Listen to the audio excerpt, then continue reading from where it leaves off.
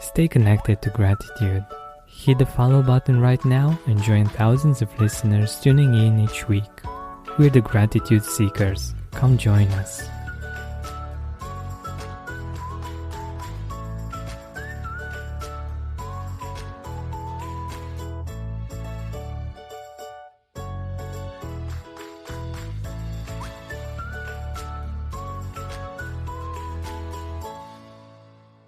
Hi, Gratitude Seeker. Welcome to a new episode of the Gratitude Podcast.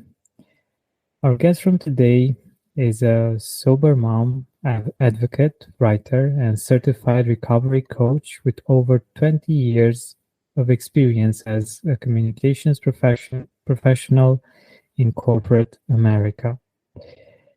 In this episode, we will explore this idea of the mental load of motherhood, the mommy wine culture, and sobriety in general. Welcome to the Gratitude Podcast, Celeste, Yvonne. Thank you. Thanks for having me here. My pleasure. So,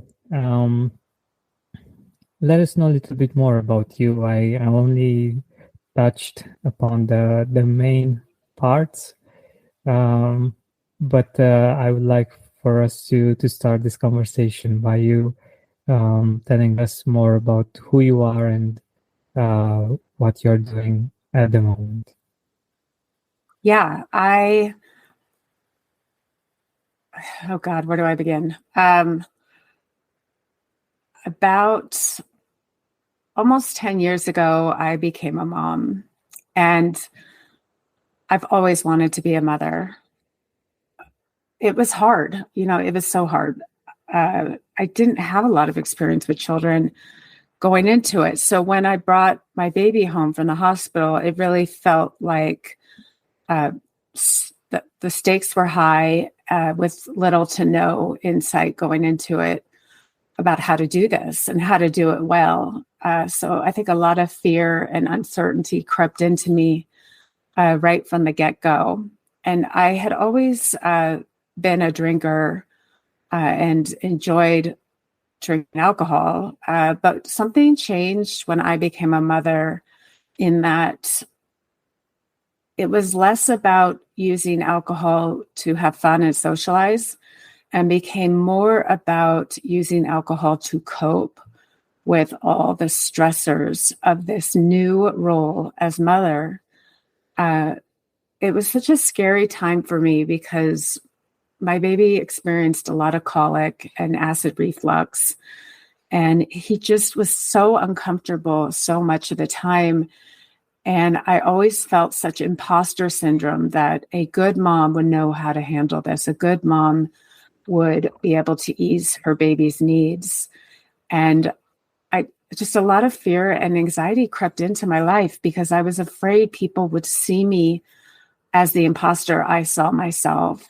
I was afraid people would judge me and label me a bad mom. And I wanted nothing more than to be a good mom, the best mom to this new baby. And right around this time, this message of mommy needs wine had really taken off on social media, kind of as a joke, but also as this is really hard. Wine is all we've got, kind of provocation. And so I started drinking. I probably would have drank anyway, but it really felt like I was drinking to ease that tension and stress and struggle I was feeling, and to just take it away for a short period of time where I could feel confident, where I could feel good about this new role I was undertaking. I look back now and I was absolutely starting to show the early signs of postpartum depression and anxiety too. And alcohol, now I know alcohol made all that worse. And it really was just kind of this vicious cycle of I would drink to feel confident and secure. And then I would wake up feeling even worse and even less confident. So I would get through the day so I could drink again and feel confident and secure. And I started to get to this place over the years where I knew I was drinking too much. I knew I was uncomfortable with the direction this was going. And I had realized I've wanted to be a mom my whole life. And here I was just phoning it in, like literally just counting down the hours till I could get my next drink. And it broke my heart because I worked so hard to get here. It made me sad that this wasn't what I had intended or hoped it to be. So, over time and eventually I decided to quit drinking. And in that journey, I have learned how to do and feel the hard things without trying to numb it out. And I've also been able to learn how to grow my confidence naturally and how to connect with my kids in a genuine way, in an authentic way. So much about me and who I am has developed since I quit drinking. But I also really see how much my relationship to my family and my children have grown as a result. And I wanted to share this story. I wanted to show other mothers that there's hope, that if they kind of fell into the alcohol trap, there's a way out, and that these feelings they're feeling right now are not forever feelings.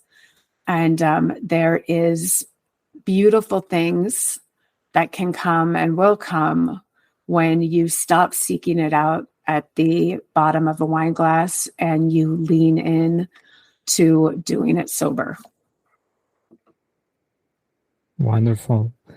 Where I think that gratitude and your work intertwine is in relation to us actually feeling our feelings.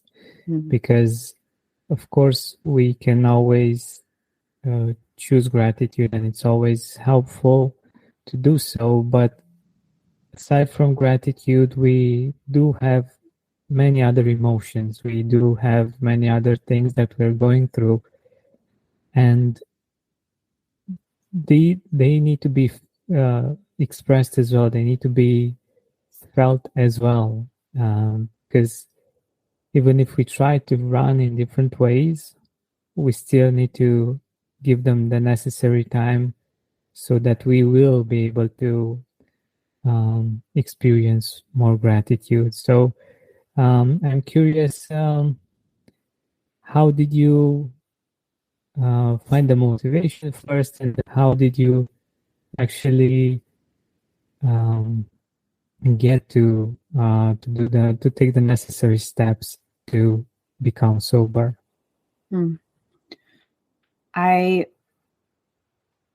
What led me to my sobriety initially was fear. Fear of what could happen or will happen if I keep going down this direction. Fear of what this could or would look like with my relationships with my loved ones, with my health, with my mental health. I mean, all these things. And so the day that I quit drinking was a day that I had a panic attack. And it really kind of just scared me straight to the point where I was like, is this how I want to live? Is this the lifestyle I choose and at what cost? So that was kind of what shook me to start my day one. And what really led me in those early months was fear driven. But you can't have a sustainable sobriety fear driven. What keeps me sober and what has helped me build a relationship with my sobriety that feels like one of abundance is through gratitude, but it's also through of self-care, always educating myself, staying consistent on learning how alcohol works and what it does to our bodies, developing relationships with a community of other women in recovery. These are all the things that has helped me build emotional sobriety, where, it wasn't just about not drinking alcohol, but building a life where I don't need alcohol to live, to cope.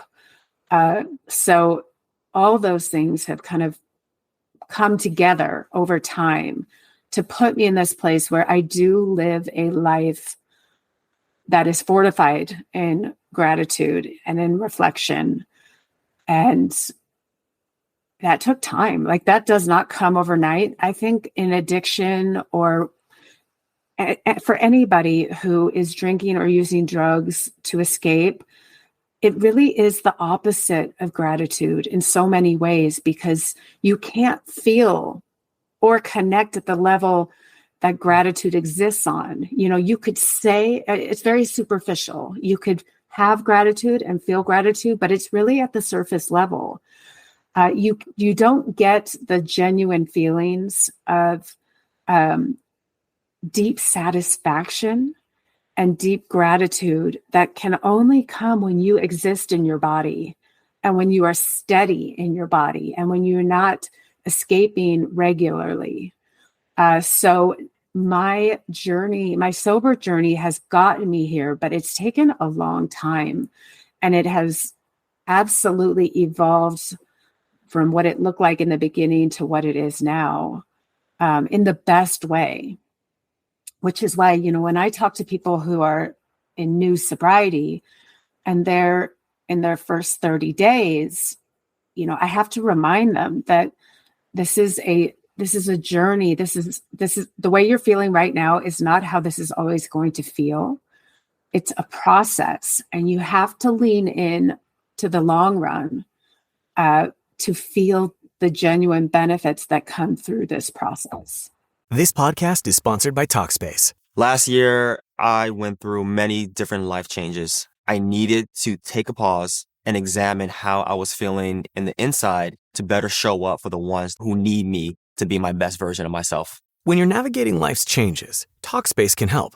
Talkspace is the #1 rated online therapy, bringing you professional support from licensed therapists and psychiatry providers that you can access anytime, anywhere. Living a busy life, navigating a long-distance relationship, becoming a first-step father, Talkspace made all of those journeys possible. I could speak with my therapist in the office. I could speak with my therapist in the comfort of my home. I was never alone.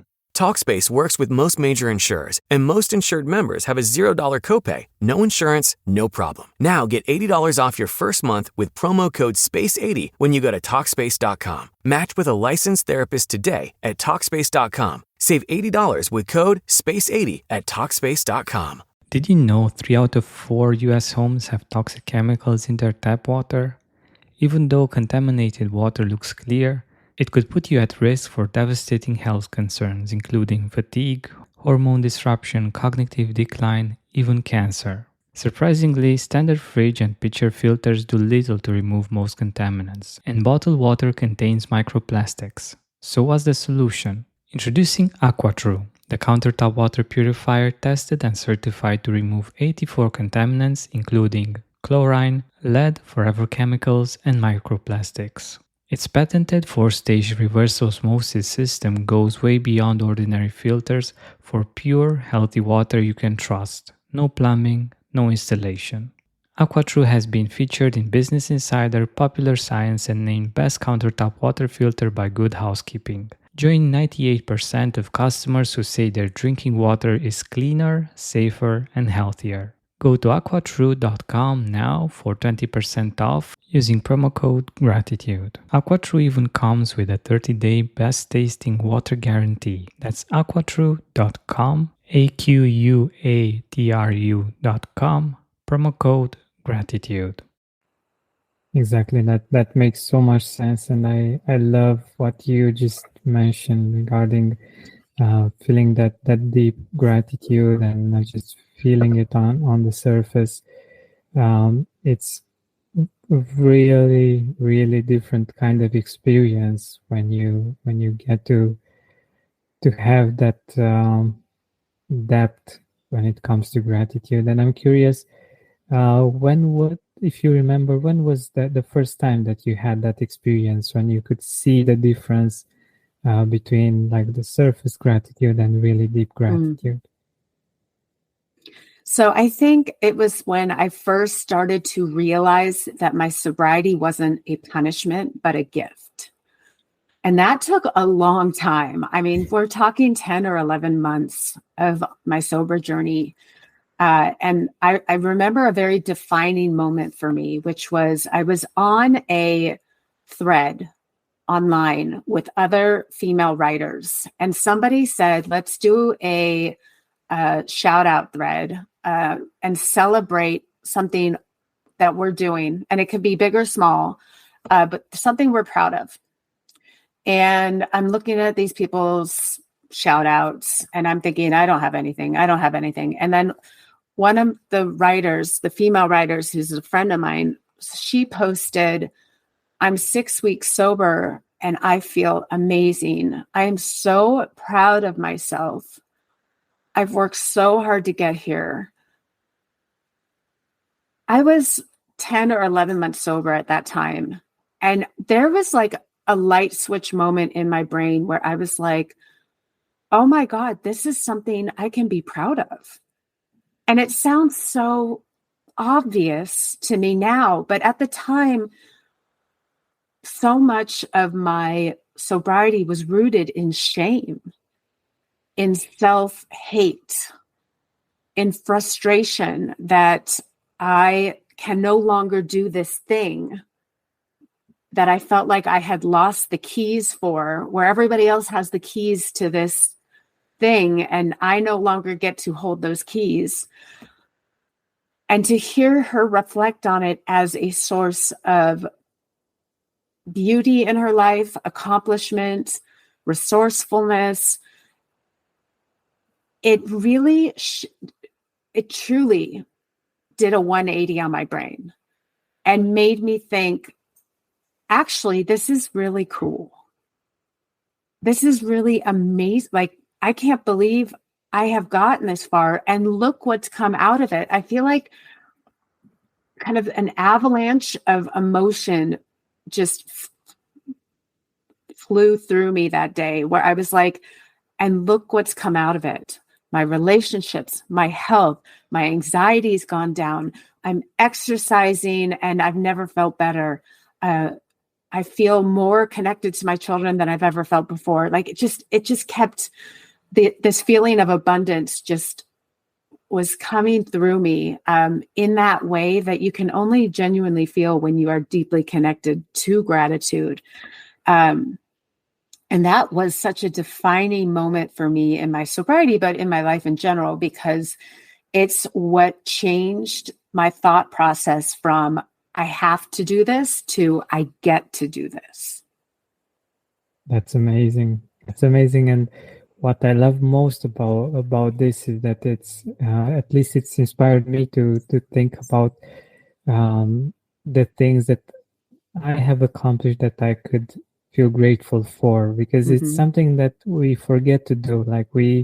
Like you said, we tend to feel ashamed by some of the things that we are doing or that we are doing wrong, or we tend to be quite critical with ourselves. But the beauty of what you just mentioned is the feeling, the appreciation for the work that we've put into something, and the fact that we were able to accomplish something. And usually we expect this from the outside, from other people, but isn't it amazing to be able to give this to yourself? I think it's just wonderful.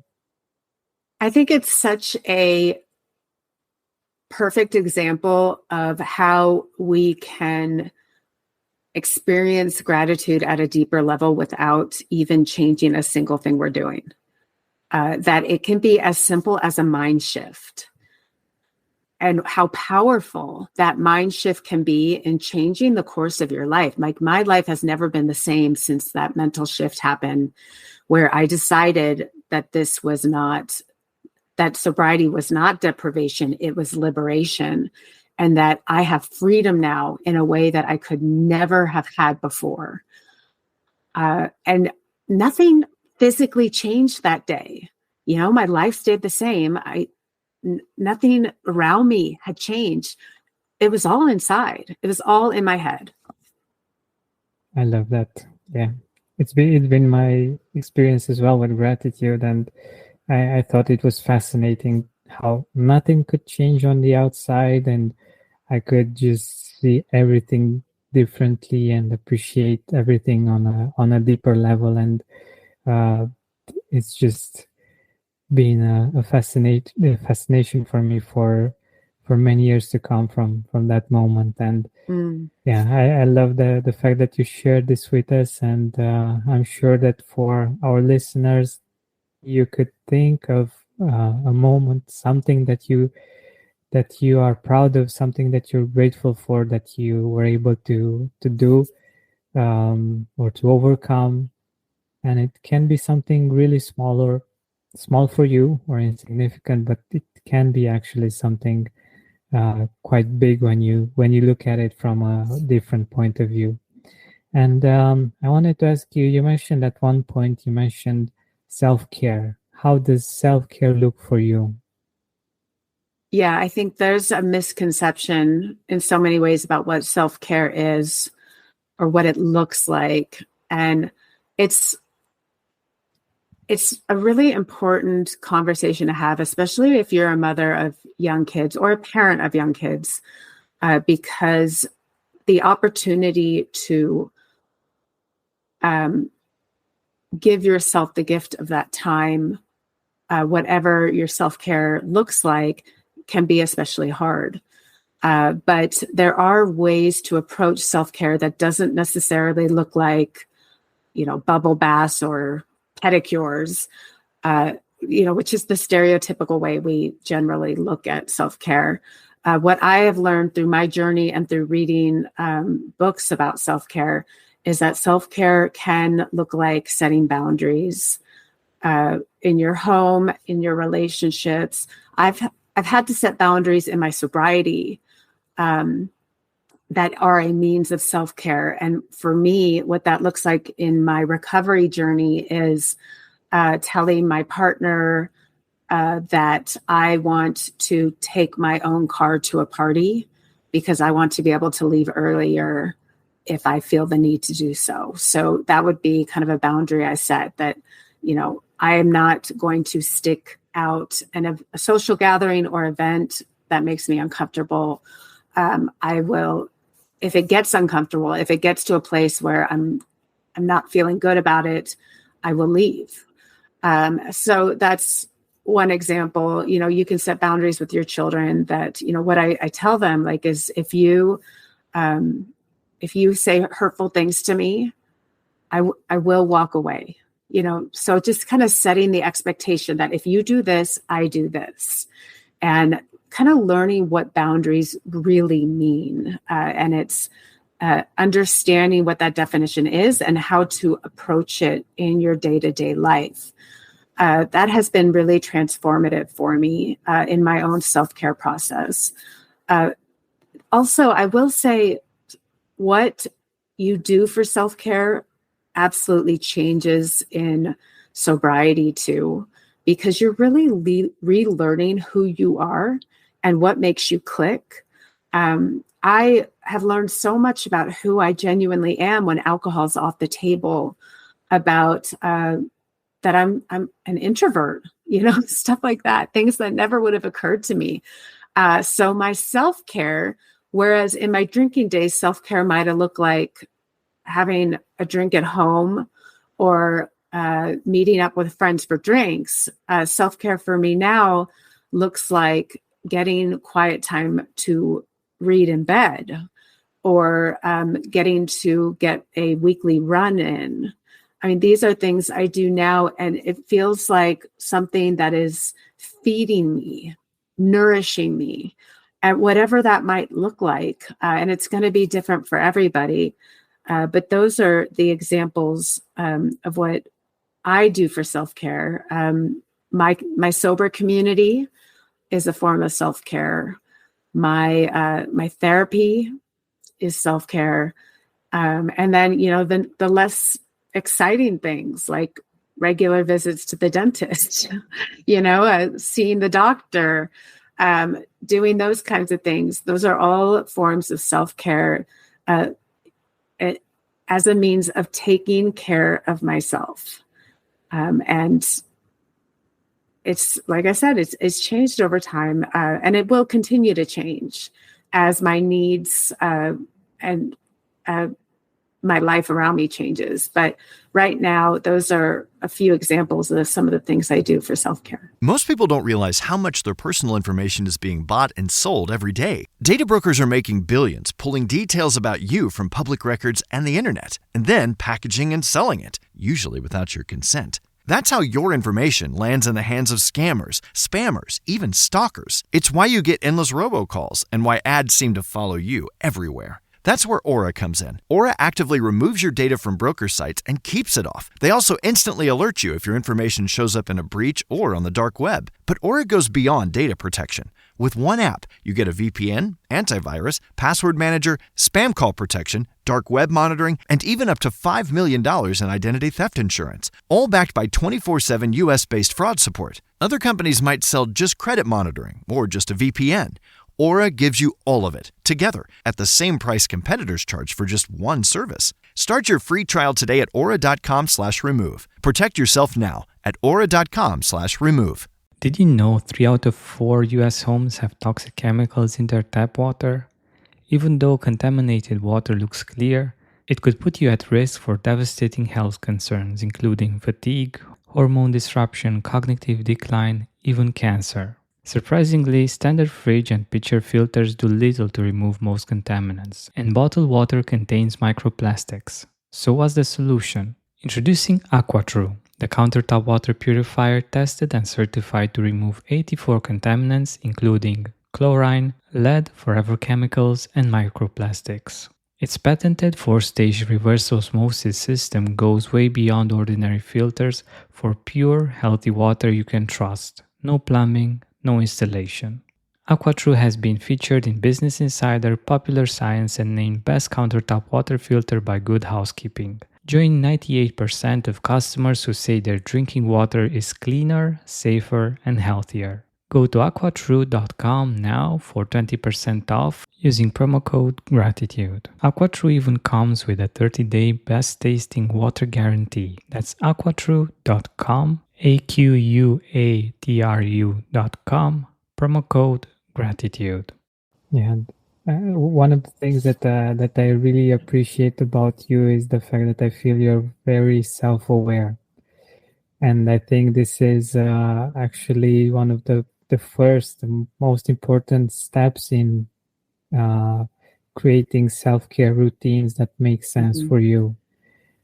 Because, like you said, they can change throughout life quite a lot. Because what felt like self-care at a certain age might look totally different at another age. And that's why it's important to be as self-aware as possible, to realize what that means.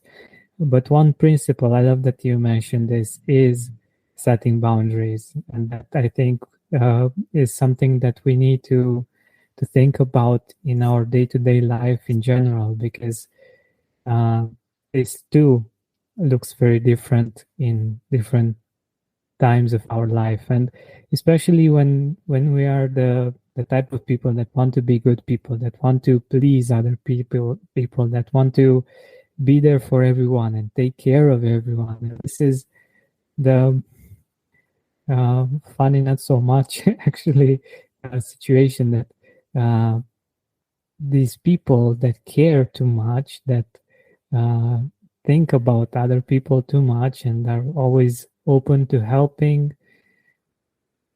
get to be burned out, get to be focusing on different kinds of habits that help with coping with that generosity, let's say. And it can be really hard to do that. How were you able to start with this setting of boundaries? It's so hard to do, especially if you're a parent, because there is this, societally, we make parents and specifically mothers out to be like a good mother is a martyr. A good parent is a martyr. A good parent meets their child's needs wherever, whenever they are, regardless of where that parent is and what that parent needs. And it's such a, I think it's looking at parenting the wrong way. What I've learned in my sobriety, I lived off that principle. Like, I will just take care of everybody and I'm not as important. I just, my kids are what matters. And I will just, I will give up a piece of myself or all of myself to take care of them. And in my sobriety, I have learned that I have to care for myself first. That if I'm not healthy, I can't take care of them to the best of my ability. So really, it sounds illogical, but to be the best caretaker, you have to start with you. And I think that transformation alone, where I try to meet my needs first, I put my oxygen mask on first before I meet the needs of my children, is something, again, that in addiction and in my drinking journey, I just never quite understood. It felt easier to just trudge along and just kind of give pieces of myself to them and just see and feel my energy tank deplete to the point where I just had nothing left. And burnout was real, just an emotional unavailability. I mean, so many consequences of living your life that way. But it's something that I really had to learn. It felt like I was starting from scratch because I had such a long relationship with alcohol. And, even when I wasn't drinking extensively, it was always a part of my life where I was at least drinking a couple times a week. So to relearn how to meet my needs and what those needs even are, felt like in a lot of ways, I was a child again, relearning how my body talks to me, how to listen to my body, and then how to respond to my body and its needs. And it sounds so simple.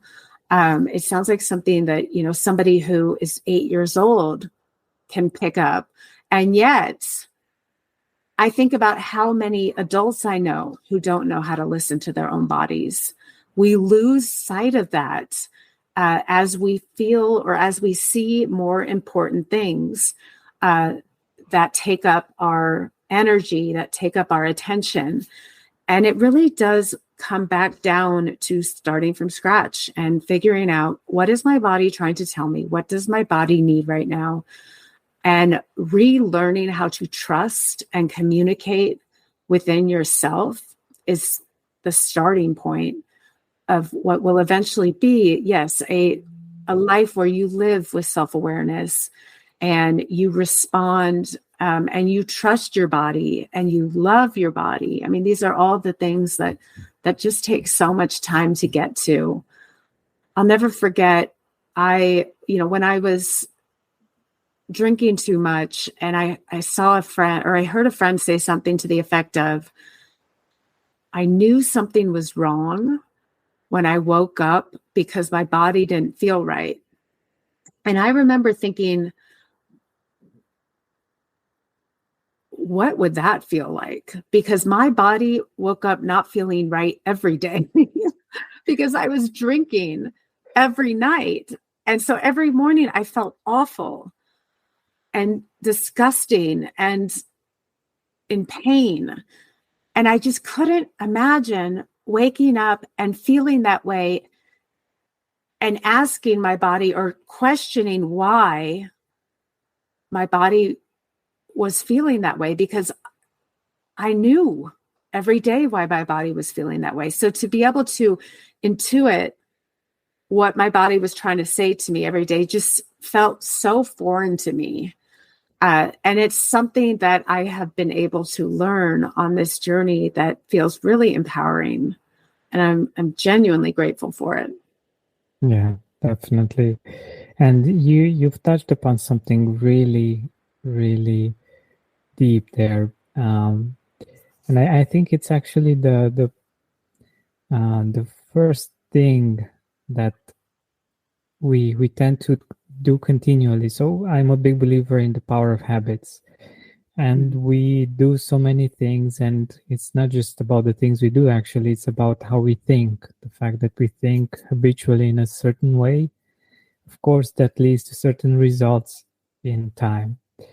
And whenever we have all kinds of responsibilities, especially as parents, I think we lose touch with our bodies and with our own needs, because we keep thinking to ourselves that that's not important.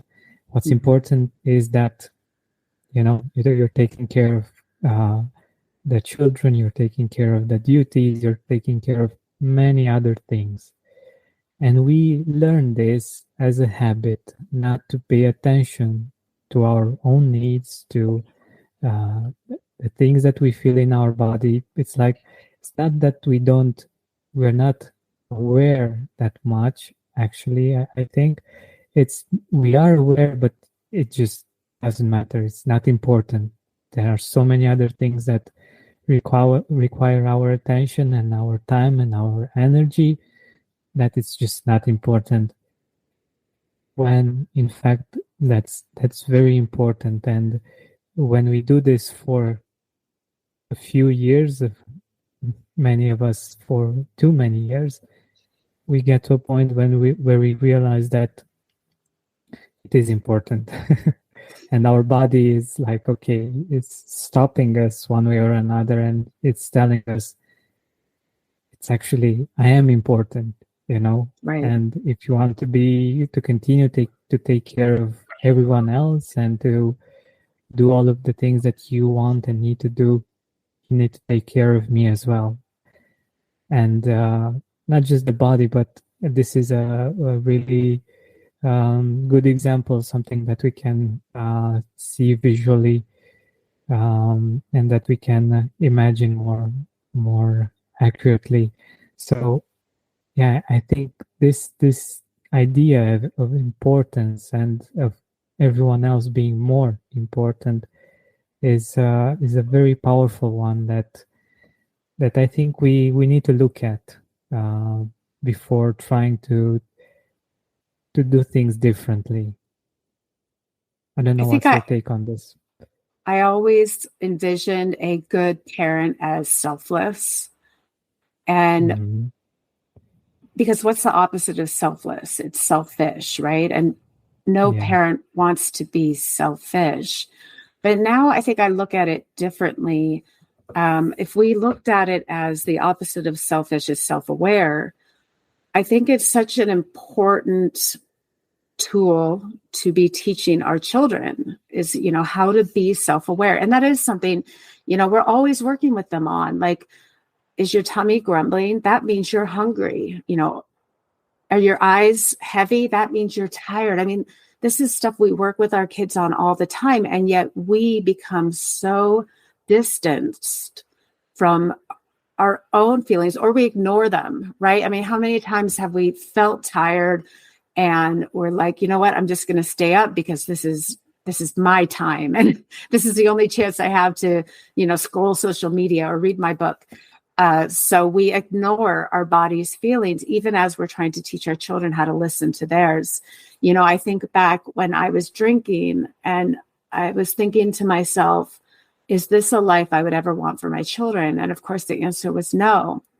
And yet, this is what I was showing them every day about how to cope in life, how to cope in adulthood, how to cope in parenting.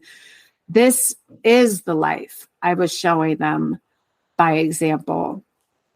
And if it's not good enough for them, why would it be good enough for me? So when I think about, what I want my children to learn from me, what I want my children to learn when they go out into the world, when they're adults, I want them to be self-aware. I want them to recognize their body's language and its cues and be able to meet its needs, physically and mentally, right? I want them to have healthy emotional responses and be able to communicate those needs and know what to do when they feel those things. And I can't really teach it if I'm not also showing it by example too. And so by me living a life where I'm self-aware, I can lead by example. I can show them what that looks like. And I can show them, that when we are riding the wave of our emotions, good and bad, it's normal. This is what it looks like. This is how it feels. And this is how I, as their mother, cope with these things without drugs and alcohol, and how maybe this is something that you can look towards to put as tools in your toolkit. Exactly. And what I love most about this is that it comes from the same place, from the same place of love, from the same place of wanting what's best for the children and for all of the people around you. And it looks different. It could be interpreted in a different way from some points of view. But if we think about it in the long run, it's actually the right path to take. Because like you said, we teach a lot by example. And this is just not just for the children, but for all of the people around us. When they see us do some things, they start thinking about doing those kinds of things as well, whether they are good or not. It's like, okay, she's drinking each evening, maybe I should try that too. Maybe it's helpful, But when you know that that person is finding a more healthy way of coping, of doing self-care, well, it's inspiring for other people to think about that way of doing things as well. And we influence each other whether we are aware of it or not. And doing this for ourselves could be just the kind of influence that we would want for the people that we love, isn't it? Absolutely. Our kids are very intuitive. They can recognize the difference between alcohol and non-alcoholic drinks as early as age 3. And they read and play off our emotions every day. That's why we often say parents set the emotional tone in a household, because they feed off that energy, whatever it is, whether it's positive energy or negative energy, they feed off it, which is why, when they say, when the parent's in a bad mood, it kind of just lays it out for the rest of the family. So they're so in tune. They're seeing everything we're doing. They are subconsciously or consciously picking up on tips and tricks on how to live and survive from their parents. So what do we want to show them? What do we want to teach them? What kind of energy do we want to present in our households for them to feed off. Because that emotional energy is powerful, and it can have such strong implications either way. When I, was showing them that mommy drank alcohol to cope, it impacted everything, and not just the message I was sending, but the emotions that I was exuding. They could probably feel the distance that was coming between us, not necessarily physically, but in every other sense, as I started to kind of numb out after a couple drinks. And that emotional tone that I was setting in the house wasn't one of joy or gratitude or of feeling self-assured or feeling strong. It was the opposite. It was weakness. It was fake feelings. It was, chemically induced emotions. And it was kind of a roller coaster ride, because as my dopamine would go up with my first drink, I might be in kind of a euphoric state. And then when it dropped 30, 40, 50 minutes later, I was cranky. I was moody. I was triggered by everything. So I'm not even showing them a sense of security or predictability. In my drinking. I was giving them kind of this roller coaster ride where they are learning, mom's all over the place. Mom is happy one minute and really angry the next minute. And they are picking up these cues and they are making mental notes, even when they're not physically able to express themselves or explain it. It's all impacting them. And, I think back on how I was correlating and showing them that mom drank wine nightly. Even just that in of itself was sending a message I would never wish on them. And I would never want for them.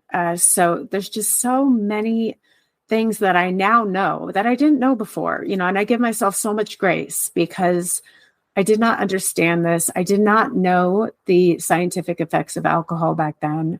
I genuinely thought I was doing this to survive. It was a survival mechanism.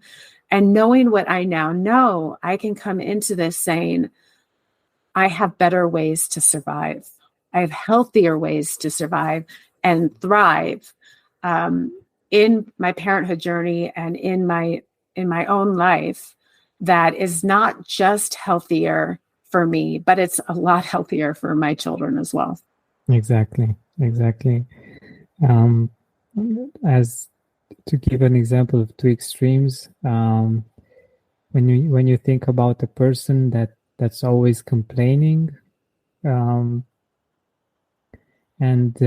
when you compare that to a person that's grateful, it's a whole nother story when you live with these two different types of people. It makes you see the world in a different way. It makes you experience life in a different way. And I believe that this is a gift that you're offering your children, the fact that you are choosing to be different in a better way, and to make sure that you are aware of your feelings, of your needs, of the care that you need to offer yourself, and they're definitely gonna pick that up. So we are nearing the end of our time together, and I wanted to ask you a little bit about your book. If you could tell us a few ideas about it, and where can our audience get it? Yeah. So my book is called It's Not About the Wine, The Loaded Truth Behind Mommy Wine Culture.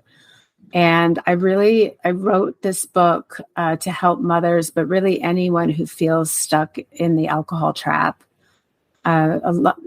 More women are drinking than ever. And the stats are showing some pretty alarming numbers of heavy drinking use for women, especially since the pandemic. And my book is really an exploration of why do so many parents drink to cope with the challenges of parenting, and then how to get out of the alcohol trap if you have gotten yourself stuck in it. So I really hope that this book helps people recognize that giving up alcohol is truly the opposite of giving up. And that when you quit drinking, if you were stuck in kind of this uncomfortable place with your drinking, that it doesn't feel like deprivation. And it doesn't have to feel like deprivation, because in every sense, it is a form of liberation. So those are kind of the messages I convey in my book through my story, through other people's stories, and then just a lot of research on how do we get out of the trap? How do we cope with parenting without a numbing agent, and what that can look like. And you can find it anywhere books are sold. It's available in the United States right now, and then eventually it'll be available internationally. Wonderful. Thank you so much for being here with us, for showing so much compassion towards all the people that are going through this, towards yourself as well, and being so self-aware and honest about your feelings and what you went through. It's always really refreshing to hear this, and about your journey as well with gratitude and reaching gratitude on a deep level. And by the way, what are some of the things that you're grateful for right now? Well, I am and probably always will be grateful for my sobriety, because I wouldn't be here without it. But I'm just grateful for my children and my husband and my family. I'm grateful for my health. I took that for granted for a long time, and now I don't. And I'm grateful for my my self-care. I am an active runner, and I like to exercise. I like to move my body, and the way I take care of myself has really, it is such a priority for me now. And I'm grateful for that. I'm grateful that I care so much about my body now, and I want to see it thrive in a way that I think I took for granted for a long time. Wonderful. I love this idea, and I think it's the best way to end this interview. And I'm sure that it will be a great idea to ponder on for our listeners. So thank you very much. Thank you. It was so nice to have this conversation with you. Hey, Gratitude Seeker, thank you so much for taking the time to listen to this interview. I really appreciate it. And if you could think of one person that would also benefit from it, share it with them. It might actually be the inspiration that they need to make their day or maybe even their life much better. Thank you so much once again. This has been Georgian Benta. Don't forget to keep seeking and spreading gratitude.